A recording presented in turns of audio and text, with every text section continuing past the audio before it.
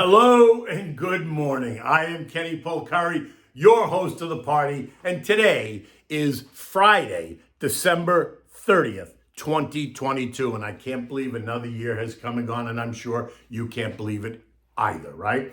Stocks rallied yesterday as the year ends, the NASDAQ rising by 2.5%, hardly enough to change the narrative. The issues remain the same and unresolved as of yet. The Fed, global central banks remain aggressive, and inflation remains sticky on top of a range of other issues. This year's sell-off has created, though, long-term opportunities. You just have to know where to look. And what are we having for dessert on New Year's Eve? We're going to have the Ricotta coffee cream, which is a simple dessert to make and so good. But we'll get to that at the end. Okay, look, just to start this off, I just want to say one thing, right? I want to say thank you. Thank you for allowing me to be part of your daily life. May the new year bring everybody peace, joy, health, happiness, and continued prosperity, right? We know it isn't always easy. No one ever said it was going to be. But we have the love of family and friends to lean on, right? So take good care, stay safe, and I'll see you on the other side. Okay, so what happened yesterday? The whiplash continues.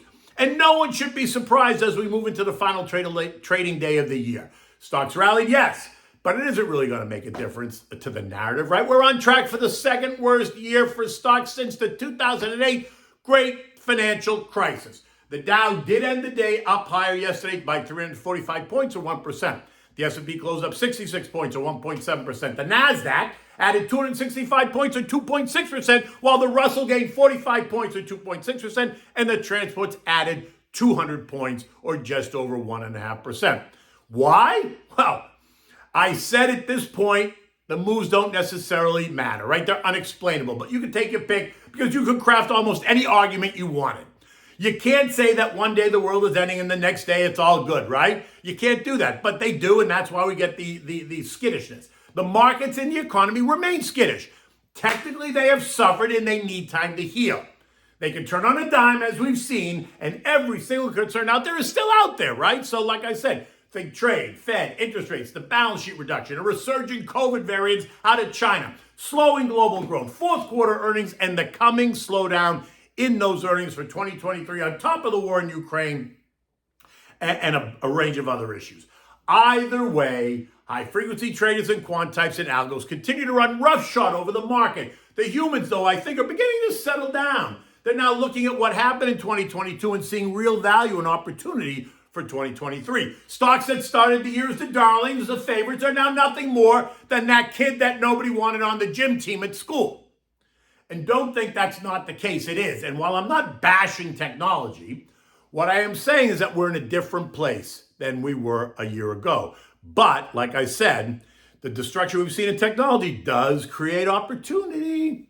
Now, look, there are a number of things going on. One, in the markets over the last couple of weeks. One is a tax loss selling. Two are that investors are looking for dislocated names that represent true value. Three are the investors that want to believe the economy is okay and that the earnings will be decent, and so they will tend to buy the dip. Four is that we got ourselves into at least a short-term oversold position.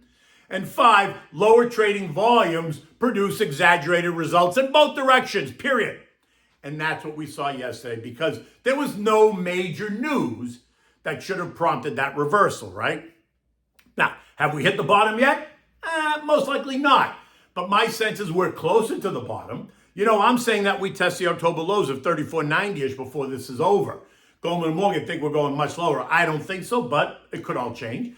The other telltale sign will be if we see a day of complete exhaustion and capitulation, when for no reason they're throwing everything out the window, including the kitchen sink. And then that, my friends, is when you're going to back up the truck, because that is the total capitulation where it just gets, people can't stand it anymore. All 11 broad S&P sectors were in the green yesterday. And again, as you expect, the bargain hunters went for the most beaten up sectors as they searched for short and long-term bargains, as some were just day trading the names while others are looking for those diamonds in the rough. Tech, XLK gained 2.6%. Communications up 2.8%. Consumer discretionary up 2.6%. Real estate up 2.2%. Those four sectors are the biggest losers for 2022, falling 28, 38, 36, and 28% respectively. So it makes sense that if you're looking for bargains, this is one of the first places you're going to go and look. If you look further down the scale, we also saw big one-day games in some of the other years' worst performers. ARC, right? Disruptive Tech, the Cathy Wood drama.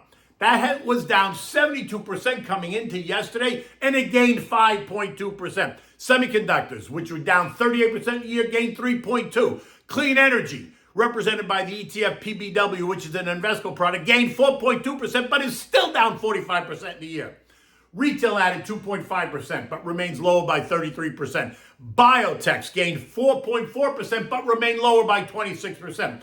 Software ETF, right? IGV, which is down 35% year-to-date, gained 3% yesterday, and that includes names that you know and love. Microsoft, Adobe, Salesforce, Oracle, Activision, right? Do you see the pattern? Now, some of the year's best gainers also did trade higher, but not nearly with the same oomph, right? Traditional energy, think fossil fuels, XLE, rose 1%, leaving it up 56% on the year. Think of ExxonMobil up 78%, Chevron up 52%, SU up 35%. Coal and mining stocks, also traditional fossil fuels, continue to do well, adding to their outstanding performance this year. Names like Alpha Metallurgical up 145%. BTU, PBD Energy, also a coal name, up 166%. Arch Resources, another coal name, up 55% year to date. And oil services, yes, sir, they're all higher on the year as well. Schlumberger up 76%, Halliburton up 70%, Baker Hughes up 22%, while the ETF OIH is up 66%. So anyone who says there's no opportunity is not looking in the right places. Back to the 11 sectors, we saw gains of 1% in industrials, financials, healthcare, and basic materials, and utilities gained 0.7. Treasury yields, do I even need to discuss that? Yes, they're on the rise, and yes, they remain inverted, and getting more so. The 3-month T-bill is yielding 4.26%, the 2 years yielding 4.38%, the 5 years yielding 3.97%, and you can go to the bank and get a 12-month CT that's going to fetch you 4.5%, all guaranteed risk-less. Oil, which traded back up to $80 last week and kissed the trend line, backed off a bit. It's now trading at $78.40. So next time we test resistance, I think is most likely going to pierce up and through, and then it's going to hit the intermediate term trend line resistance at about 82.30. Gold is trading above all three trend lines at $18.25 an ounce, appearing to want to test a June high of $1,900 an ounce. In any event, the new trading range for gold appears to be $1,780-$1,900 is where it appears to be in that range. This morning, U.S. futures are churning lower. The Dow down 110 points. The S&P off 15. The Nasdaq down 45. The Russell lower by 9. Expect lots of churn today, right? It's the last day of the year. It's the last day to take advantage of any tax loss selling for your 2022 tax return, which is due in April. Also, portfolio managers are going to look for 2023 opportunities to have in their portfolios for the year-end statement so they can say to their investors, look, we're getting ready for the new year. European markets are lower as well this morning, all down by about 0.7% as morning turns to afternoon on that continent. The S&P closed the day at 3849, up 66 points. No matter what happens today, it's not changing the narrative. Just remember, the pendulum swings too far in either direction all the time. So corrections and repricings are just part of the efficient market theory. We just need to decide if the pendulum is still swinging to the left or has it reached its arc and it's preparing to swing to the right, creating big opportunities for the longer-term investor while creating trading opportunities for the quant and the high-frequency guys. So keep your eye on the ball, and as a long-term investor, you need to eliminate the noise and focus on the long term. Sometimes that's difficult. That's why you need to speak to your advisor, right? He kind of walks you through it and helps you see the forest through the trees. Know what you own and why you own it. Make sure that the story hasn't changed for those stocks or sectors that you own. If you believe the story is changing, get rid of it. But be careful because the knife cuts both ways. And any sense of closure on any one of the issues facing the markets and the economy and the country are going to create a positive headline and the market will eat it up. Capiche? Okay.